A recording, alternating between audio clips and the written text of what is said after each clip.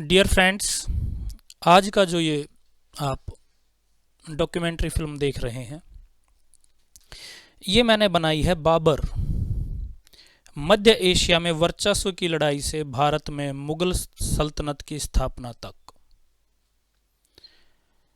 तो सबसे पहले हम जानते हैं कि ये बाबर कौन था। इसके बारे में यूरोप के साहित्यकारों में क्या क्या बातें होती थी।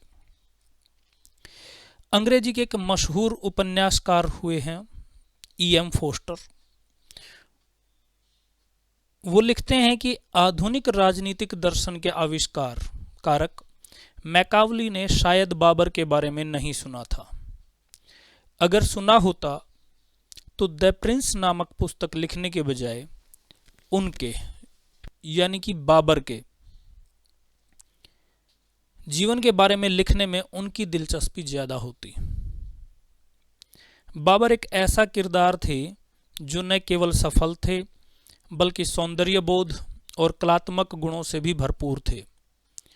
मुगल सल्तनत के संस्थापक जहीरुद्दीन मोहम्मद बाबर, जिनका जीवन काल 1483 से लेकर 1530 ईस्वी तक रहा, उनको एक विजेता के रूप में देखा और वर्णित किया जाता है। वहीं दूसरी ओर उन्हें एक बड़ा कलाकार और लेखक भी माना जाता है। एक इतिहासकार स्टीफन डेल बाबर के बारे में लिखते हैं कि यह तय कर पाना मुश्किल है कि बाबर एक बादशाह के रूप में अधिक महत्वपूर्ण है या एक कवि और लेखक के रूप में। आज के भारत में बाबर को बहुसंख्यक हिंदू वर्ग की एक विशेष विचारधारा के लोग आक्रमणकारी, लुटेरा, सूदखोर, हिंदू दुश्मन, अत्याचारी और दमनकारी बादशाह भी मानते हैं। यह मुद्दा यहीं तक सीमित नहीं है, बल्कि भारत में जो अल्पसंख्यकवाद और बहुसंख्यकवाद की लड़ाई होती है, उसकी बुनियाद भी बाबर के समय से ही शुरू हुई थी। भारत को बाबर को एक लुटेरा माना जाता है जो एक भूखे नंगे गरीब देश से भारत आया था, जो कि उस समय पर सोने की चिड़िया कहा जाता था। आज से लगभग 500 साल पहले बाबर ने एक सल्तनत की स्थापना की जो अपने आप में बेनजीर है। उन्होंने 1526 ईस्वी में पानीपत की पहली लड़ाई में इब्राहिम लोधी को हराया और भारत में एक नई सल्तनत की स्थापना की। अपने बुलंदी के दिनों में इस सल्तनत के कब्जे में दुनिया की 1/4 से अधिक दौलत थी। इस सल्तनत का क्षेत्रफल अफगानिस्तान समेत लगभग पूरे उपमहाद्वीप पर फैला हुआ था। लेकिन बाबर का जीवन एक निरंतर संघर्ष है।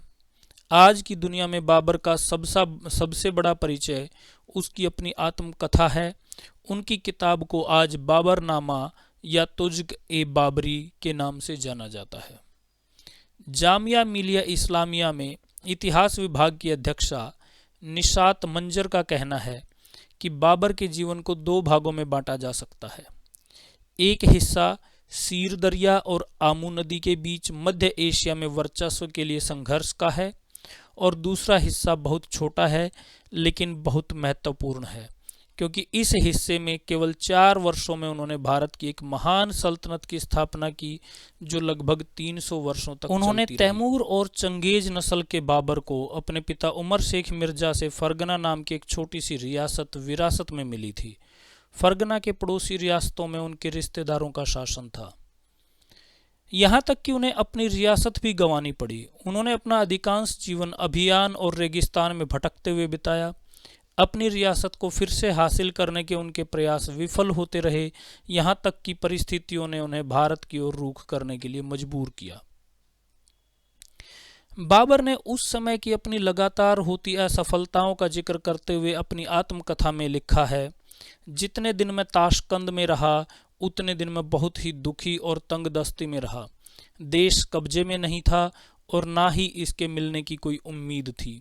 ज्यादातर नौकर चले गए थे और जो कुछ साथ रह गए थे वह गरीबी के कारण मेरे साथ घूम नहीं सकते थे। बाबर आगे बताते हैं, आखिरकार मैं इस भटकने और बेघर होने से थक गया और जीवन से ऊब गया।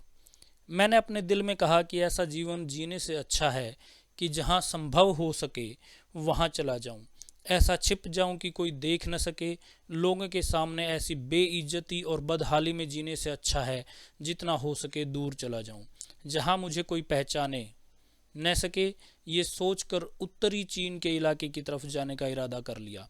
मुझे बचपन से ही यात्रा करने में दिलचस्पी थी, लेकिन मैं सल्तनत और संबंधों के कारण नहीं जा सकता था। इसी किताब में वो आगे बताते हैं कि अन्य जगहों पर भी इसी तरह की बातें चली। मेरे दिमाग में और कहीं जाने के बारे में बातें हुई। फिर दिमाग में आया कि क्या कुछ ऐसा रह गया है जो मैंने अभी तक ना देखा हो। क्या किस्मत की कोई विडंबना और उत्पीड़न देखना बाकी रह गया है। एक शेर में उन्होंने अपनी स्थिति व्यक्त की है, जिसका अर्थ यह है, न तो मेरे पास अब यार दोस्त हैं, न ही मेरे पास देश और धन है। मुझे एक पल का भी चैन नहीं है। यहाँ आना मेरा फैसला था, लेकिन मैं अब वापस भी नहीं जा सकता। अपने आत्मकथात्मक उपन्यास जहीरुद्दीन बाबर में डॉक्टर प्रेमकिन कादराफ ने बाबर की इसी उत्तेजक और अशांति स्थिति को दर्शाया है। एक जगह पर वह लिखते हैं कि बाबर सांस लेने के लिए थोड़ा सा रुका, लेकिन उसने अपनी बात जारी रखी। सब कुछ फानी यानी कि नश्वर है। बड़ी बड़ी सल्तनतें भी अपने संस्थापकों के दुनिया से जाते ही टुकड़े टुकड़े हो जाती हैं, लेकिन शायर के शब्द सदियों तक जीवित रहते हैं। उन्होंने एक बार अपना एक शेर जमशेद बादशाह के उल्लेख के बाद एक पत्थर पर कुंदवा दिया था, जो अब तजाकिस्तान के एक संग्रहालय में है। यह उनकी स्थिति की सही व्याख्या करता है। गिरफतेम आलम बमर्दी वजोर व लेकिन न बरदेम बाखुदा बगोर। इसका अनुवाद यह है कि बल और साहस से दुनिया पर विजय तो प्राप्त की जा सकती है, लेकिन खुद अपने आप को दफन तक नहीं किया जा सकता। इससे पता चलता है कि वह हार मानने वालों में से नहीं थे। बाबर में एक पहाड़ी झरने की तरह शक्ति थी, जो पथरीली जमीन को चीर कर ऊपर से इतनी ताकत से निकलता है कि पूरी भूमि को सिंचित करता है। इसीलिए एक स्थान पर प्रेमखिल कादराफ ने इस स्थिति का वर्णन कुछ इस तरह से किया है। उस समय बाबर को शक्तिशाली झरने का दृश्य बहुत आनंदित कर रहा था। बाबर ने सोचा कि इस झरने का पानी पेरिख ग्लेशियर से आता होगा। इसका मतलब यह था कि पानी को पेरिख से नीचे आने और फिर आसमान जैसे ऊंचे माउंट लाओ की चोटी तक चढ़ने के लिए दोनों पहाड़ों के बीच की घाटियों की गहराई से भी अधिक गहराई तक जाना पड़ता था। पानी के झरने को इतनी ताकत आखिर कहाँ से मिल रही थी?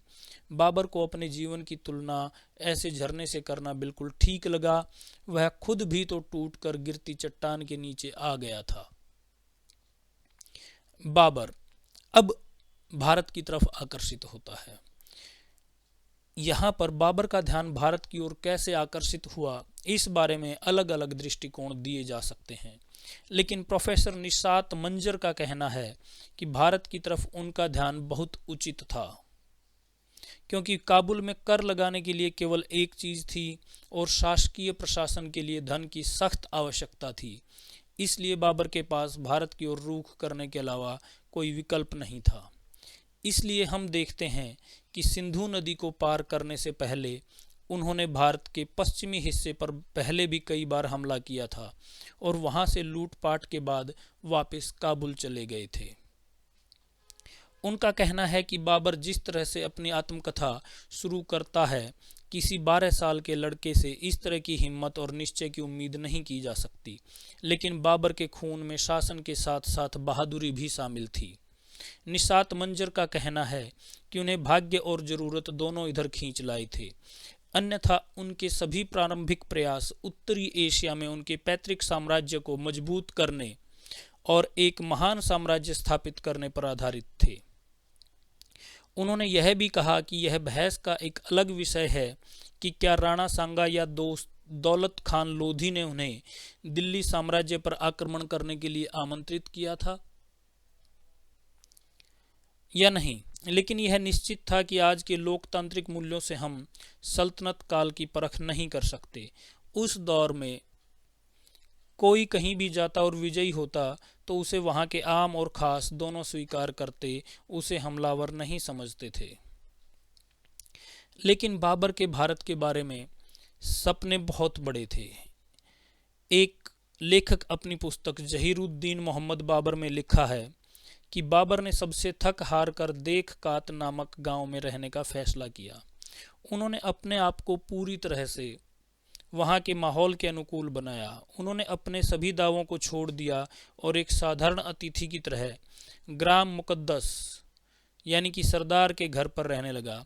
यहाँ एक ऐसी घटना घटी कि जिस पर भाग्य ने यह तय कर दिया कि बाबर के आने वाले जीवन पर गहरा प्रभाव पड़ेगा।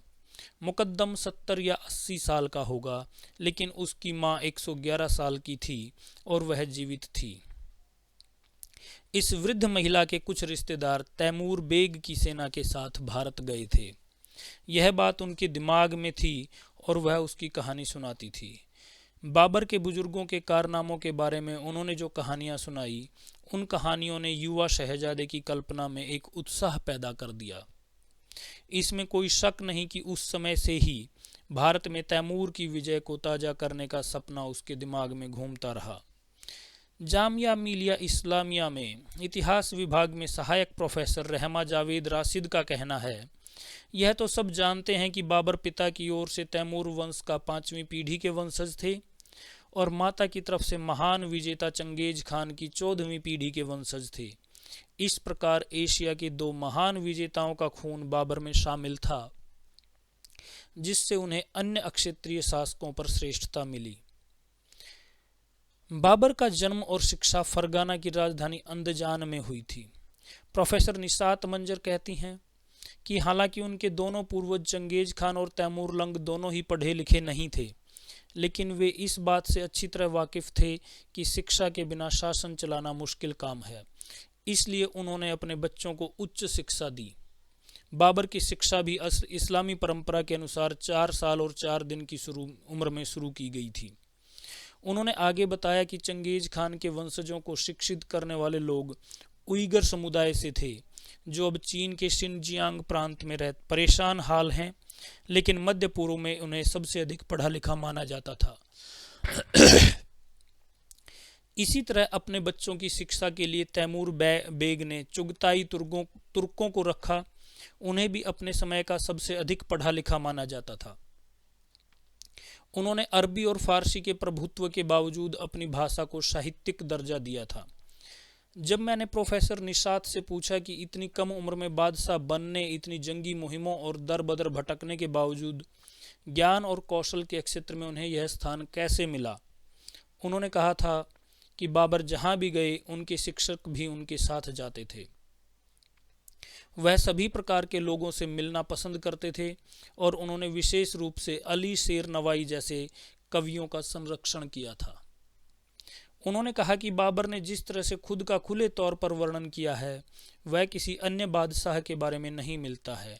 उन्होंने अपनी शादी, प्यार, शराब पीने, रेगिस्तान में पैदल भटकना, तौबा और अपने दिल की स्थिति तक हर बात का उल्लेख किया है। स्टीफन डेल ने अपनी पुस्तक गार्डन ऑफ एट पैराडाइज में बाबर के गद्य को दिव्य कहा और लिखा कि यह उसी तरह प्रत्यक्ष है जिस तरह आज 500 साल बाद लिखने की शैली आम है या जिस तरह से आज भी लिखने को कहा जाता है। उन्होंने यह भी उल्लेख किया कि उन्होंने अपने बेटे हुमायूं के लेखन को कैसे सही किया। उन्होंने लिखा कि आपके लेखन में विषय खो जाता है और इसलिए उन्हें प्रत्यक्ष लिखने के लिए कहा। बाबरनामा पढ़ने से पता चलता है कि उनकी पहली शादी उनकी चचेरी बहन आयशा से हुई थी। आयशा से एक बेटी पैदा हुई थी जिसका नाम था, जो 40 दिन भी जीवित नहीं रह सकी। लेकिन बाबर को अपनी पत्नी से कोई प्यार नहीं था। उन्होंने लिखा है कि उर्दू बाजार में एक लड़का था बाबरी नाम का, जिसमें हम नाम का भी एक जुड़ाव था। उन्हीं दिनों मुझे उससे एक अजीब सा लगाव हो गया। इस परवरिश पे क्या हुआ शैदा, बल्कि अपनी खुद ही भी खो बैठा।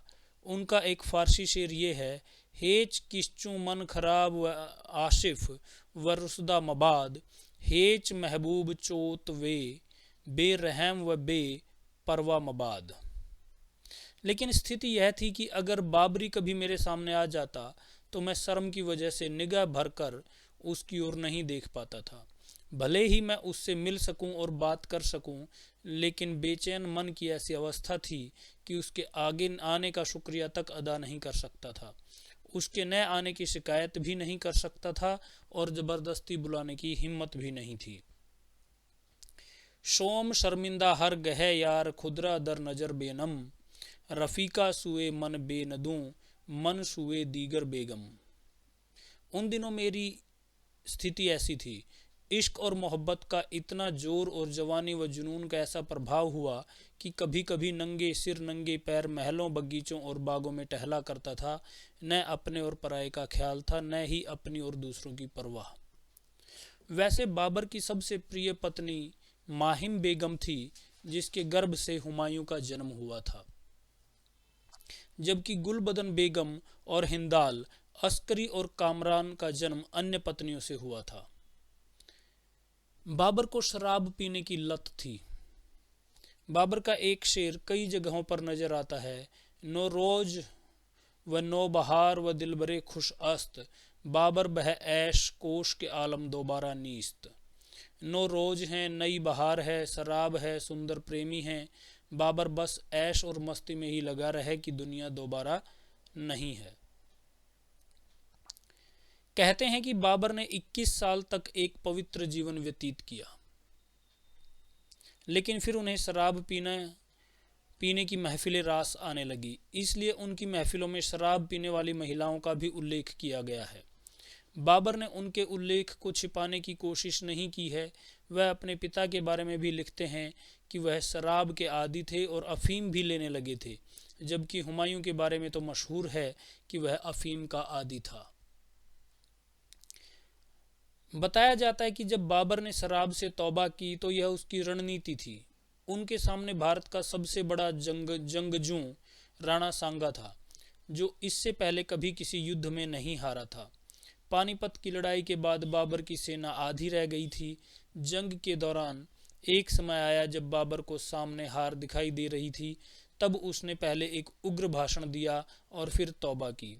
कुछ आलिमों का मानना है कि बाबर के इस सच्चे पश्चाताप के कारण अल्लाह ने मुगलों को भारत में 300 वर्षों की सल्तनत अता कर दी। लेकिन एक प्रोफेसर कहते हैं कि यह बाबर के कार्यों की धार्मिक व्याख्या तो हो सकती है, लेकिन इसका ऐतिहासिक महत्व नहीं है, क्योंकि यह किसी भी तरह से साबित नहीं किया जा सकता। हाँ, यह जरूर कहा जा सकता है कि बाबर ने युद्ध जीतने के लिए धार्मिक उत्साह का इस्तेमाल किया होगा। इससे पहले जब बाबर ने अपने पैतृक वतन फरगना को पाने के लिए ईरान के बादशाह का समर्थन लिया था, तब उसने खुद को शिया कहा था। तो उस समय के एक प्रमुख आलिम ने बाबर के बारे में बहुत बुरा भला कहा था और उसका विरोध किया था। प्रोफेसर ने यह भी बताया कि बाबर ने कई स्थानों पर अपने दुश्मन मुस्लिम शासकों के लिए काफिर शब्द का इस्तेमाल किया और उन्हें बुरा भला कहा। बाबर ने अपनी इसी तौबा का उल्लेख इस प्रकार किया है, मैंने काबुल से शराब मंगवाई थी और बाबा दोस्त सूजी ऊँटों की 3 पंक्तियों पर शराब के मटके भर कर ले आया। इस बीच मोहम्मद शरीफ नजूमी, जो कि कोई ज्योतिषी थे, उन्होंने ये बात फैला दी कि मंगल इस समय पश्चिम में है और यह अशुभ है, इसलिए जंग में हार होगी। इस बात ने मेरी सेना का दिल हिला दिया। जमादी उल सानी, जो कि एक अरबी महीना है, उसकी 23 तारीख थी, मंगलवार का दिन था। अचानक बाबर को एक विचार आता है कि क्यों न शराब से तौबा कर ली जाए। ये इरादा करके बाबर ने शराब से तौबा कर ली। शराब के सभी सोने और चांदी के बर्तनों को तोड़ दिया गया और उस समय छावनी में जो भी शराब थी सब बाहर फेंकवा दी। शराब के बर्तनों से जो सोना चांदी मिला उसे गरीबों में बंटवा दिया। इस काम में बाबर के साथी अस ने भी बाबर का साथ दिया। बाबर की तौबा की खबर सुनकर उसके 3 पदाधिकारियों ने भी उसी रात तौबा कर ली। क्योंकि बाबा दोस्त ऊँटों की कई पंक्तियों पर काबुल से शराब के अनगिनत मटके लाया था और यह शराब बहुत ज़्यादा थी, इसलिए इसे फेंकने की बजाय इसमें नमक मिला दिया ताकि इसका सिरका बन जाए। जहाँ तक शराब से तौबा की बात थी और शराब को गड्ढों में डाला, वहाँ तौबा की याद के तौर पर एक पत्थर लगवा दिया और एक इमारत बनवाई। बाबर ने यह भी इरादा किया कि अगर अल्लाह राणा सांगा पर विजय देगा तो बाबर अपनी सल्तनत में सभी प्रकार के करों को माफ़ कर देगा। बाबर ने इस माफ़ी की घोषणा करना जरूरी समझा और लेखकों को इस विषय पर लेख लिखने और इसे दूर दूर तक प्रसिद्ध करने का आदेश दिया। दुश्मनों की बड़ी संख्या के कारण सेना में बददिली फैल गई थी, इसलिए बाबर ने सेना को एक जगह इकट्ठा किया और कहा, जो कोई भी इस दुनिया में आया है उसे मरना है, जीवन खुदा के हाथ में है, इसलिए मृत्यु से नहीं डरना चाहिए। तुम अल्लाह के नाम पर कसम खाओ कि मौत को सामने देखकर मुंह नहीं मोड़ोगे और जब तक जान बाकी है तब तक लड़ाई जारी रखोगे। बाबर के भाषण का बहुत प्रभाव पड़ा, इससे सेना में उत्साह भर गया। लड़ाई जमकर हुई और अंत में जीत हुई। यह जीत 1527 में हुई। पानीपत की लड़ाई के बाद बाबर को जो धन हाथ लगा उसने वह उदारता पूर्वक अपने रिश्तेदारों और पदाधिकारियों के बीच बांट दिया। बाबर ने इसका भी उल्लेख किया है और उनकी बेटी गुलबदन बानो ने भी अपनी पुस्तक हुमायूं नामा में इसका विस्तार से उल्लेख किया है। प्रोफेसर आगे बताते हैं कि बाबर के व्यक्तित्व की खास बात महिलाओं के साथ उनका रिश्ता था। उन्होंने बताया कि महिलाएं उनके मशवरों में शामिल होती थी। उनकी माँ उनके साथ थी तो उनकी नानी भी समरकंद से अंदजान पहुंचती थी। उन्होंने अपनी जीवनी में चाचियों, मासियों, बहनों और फूफियों का विशेष रूप से उल्लेख किया है। बाबर की जीवनी में जितनी महिलाओं का उल्लेख है उतनी महिलाओं का नाम बाद की पूरी महिला सल्तनत में सुनने में नहीं आया। इस संबंध में प्रोफेसर कहते हैं कि अकबर बादशाह के शासनकाल से पहले तक मुगलों के बीच तुर्क और बेग परंपराओं का प्रभाव ज़्यादा था, जिसके कारण महिलाओं की उपस्थिति हर जगह दिखाई देती है। इसलिए बाबर ने अपनी दो फूफियों का उल्लेख किया है जो पुरुषों की तरह पगड़ी बांधती थी, घोड़े पर सवार होकर तलवार हाथ लेकर चलती थी। वैसे तलवार चलाना और बहादुरी उनमें आम थी, लेकिन वो दरबार और सभाओं में अक्सर हिस्सा लेती थी। उनका दायरा केवल शादी तक सीमित नहीं था। प्रोफेसर आगे बताते हैं कि मुगलों का भारतीयकरण अकबर के समय में शुरू हुआ था और उसके बाद महिलाएं पिछड़ती चली गई। बाद में जब जहांगीर की बजावत के मामले में समझौता कराने में जो आगे आगे नजर आती हैं वो जहांगीर की फूफियाँ और दादियाँ हैं। उनकी असली माँ जिनके पेट से वो पैदा हुए वो कहीं दिखाई नहीं देती हैं। हालांकि फिल्मों में उनकी भूमिका को बढ़ा चढ़ाकर दिखाया गया है क्योंकि ये फिक्शन पर आधारित हैं। बाबर के व्यक्तित्व पर विरासत हावी थी।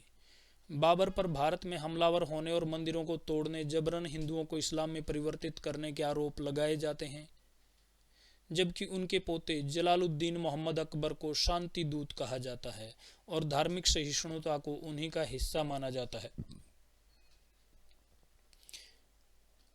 लेकिन दिल्ली विश्वविद्यालय में एक प्रोफेसर बताते हैं, इतिहासकारों और राजनीतिक विशेषज्ञों ने अक्सर अकबर बादशाह और अशोक को एक मजबूत शासक के रूप में देखा और उनके महत्व पर प्रकाश डाला है। इन दोनों व्यक्तियों को भारत के लंबे इतिहास में साम्राज्य निर्माण की नब्ज माना जाता है। इसके उलट बाबर अयोध्या में मंदिर को तोड़कर मस्जिद के निर्माण के लिए बदनाम है। वह आगे कहते हैं कि बाबर का वसीयतनामा जो उसने अपने बेटे और उत्तराधिकारी हुमायूं के लिए बनाया था, वह खुरासान में विकसित राजनीतिक विचारधारा का एक उत्कृष्ट उदाहरण है। बाबर ने कई ऐसे मुद्दों की ओर इशारा किया है जिन्हें आज के राजनीतिक दल पूरी तरह से अनदेखा करते हैं या उस पर अमल करने से बचते हैं। बाबर को लंबे समय तक भारत में रहने का अवसर नहीं मिला, लेकिन उसने जल्द ही यहाँ के तौर तरीके अपना लिए। उसने हुमायूं के लिए जो वसीयत लिखी वह उसके न्याय और विवेक को दर्शाता है। बाबर ने लिखा, मेरे बेटे, सबसे पहले तो ये कि धर्म के नाम पर राजनीति न करो। आप अपने दिल में धार्मिक नफरत को बिल्कुल जगह न दो। लोगों की धार्मिक भावनाओं और धार्मिक अनुष्ठानों का ख्याल रखते हुए सब लोगों के साथ पूरा न्याय करना। सैफुद्दीन अहमद कहते हैं कि बाबर की यही विचारधारा तो आज सेक्युलरिज्म कहलाता है। उन्होंने आगे कहा कि बाबर ने राष्ट्रीय संबंधों की विचारधारा में तनाव न पैदा करने की नसीहत करते हुए लिखा था, गो कसी से खास तौर से परहेज करो ताकि इसमें तुम्हें लोगों के दिल में जगह मिले और इस तरह वो एहसान और शुक्रिया की जंजीर से तुम्हारे वफादार हो जाएं। सैफुद्दीन अहमद के अनुसार बाबर ने तीसरी बात यह कही, आपको किसी भी समुदाय के प्रार्थना स्थल को ध्वस्त नहीं करना चाहिए और हमेशा पूर्ण न्याय करना ताकि बादशाह और रियाया के बीच संबंध दोस्ताना रहें और देश में शांति व्यवस्था बनी रहे। लेकिन इसका कहीं भी प्रैक्टिकल में उदाहरण नहीं मिलता कि उन्होंने प्रैक्टिकल इस चीज़ को किया होगा। आप सभी जानते हैं कि श्री राम मंदिर को तोड़कर ही बाबरी मस्जिद का निर्माण किया गया था। चौथी बात उन्होंने यह कही कि इस्लाम का प्रचार अन्य और दमन की तलवार के बजाय एहसान और परोपकारी की तलवार से बेहतर होगा। इसके अलावा बाबर ने शिया सुन्नी मतभेद को नज़रअंदाज करने और जाति के आधार पर लोगों की उपेक्षा करने से बचने की सलाह दी, अन्यथा यह देश की एकता को नुकसान पहुंचाएगा और शासक जल्द ही अपनी सत्ता खो देंगे। बाबर ने यह भी कहा कि अपनी जनता की विभिन्न विशेषताओं को वर्ष के विभिन्न मौसमों के रूप में समझो ताकि सरकार और लोग विभिन्न बीमारियों और कमजोरियों से बच सकें। प्रोफेसर आगे कहते हैं कि बाबर का दिल भारत की तरफ विस्तृत था, वह निरंतर संघर्ष में विश्वास करता था। प्रकृति में उनकी रुचि और भारत में बागों के निर्माण के एक नए युग की शुरुआत की है, जिसकी परिणति हम जहांगीर के बागों और शाहजहां की वास्तुकला के रूप में देखते हैं। बाबर के जीवन में धर्म का बहुत समावेश था और वह बहुत से लोगों के बारे में बताते हुए इस बात का उल्लेख करना नहीं भूलता कि वह नमाज का पाबंद था या कि उसने किस समय की नमाज के वक्त अपनी यात्रा शुरू की और उस समय की नमाज वहां पढ़ी। हालांकि वो ज्योतिषियों से हालात पता करते थे लेकिन अंधविश्वास से दूर थे। इसलिए काबुल में अपने बयान में बाबर ने लिखा है कि यहाँ के एक संत मुल्ला अब्दुल रहमान थे, वे एक विद्वान थे और हर समय पढ़ते रहते थे। उसी हालात में उनकी मौत हो गई। लोग कहते हैं कि गजनी में एक मजार है और अगर आप उस पर दरूद का पाठ करते हैं तो वह हिलने लगता है। मैंने जाकर देखा तो ऐसा महसूस हुआ कि वह मकबरा हिल रहा है। जब इसके बारे में जांच की तो पता चला कि यह मजार पर रहने वालों की चालाकी है। कब्र के ऊपर एक जाल बनाया गया है। जब जाल पर चलते हैं तो वह जाल हिलता है। इसके हिलने से कब्र भी हिलती हुई प्रतीत होती है। मैंने उस जाल को उखड़वा दिया और गुंबद बनवा दिया। बाबरनामा में इस तरह की कई घटनाएं हैं, लेकिन बाबर की मृत्यु अपने आप में एक बहुत ही आध्यात्मिक घटना है। गुलबदन बानो ने इसका विस्तार से वर्णन किया है कि कैसे हुमायूं की हालत बिगड़ती जा रही थी। इसलिए बाबर ने उसके बिस्तर के चारों ओर चक्कर लगाया और एक प्रतिज्ञा की। वह लिखती हैं कि हमारे यहाँ ऐसा हुआ करता था, लेकिन बाबा जानम ने अपने जीवन के बदले में हुमायूं का जीवन मांगा था। इसलिए यह हुआ कि हुमायूं बेहतर होते गए और बाबर बीमार, और इसी हालत में 26 दिसंबर 1530 को बाबर ने दुनिया को अलविदा कहा और अपने पीछे अनगिनत सवाल छोड़ गए।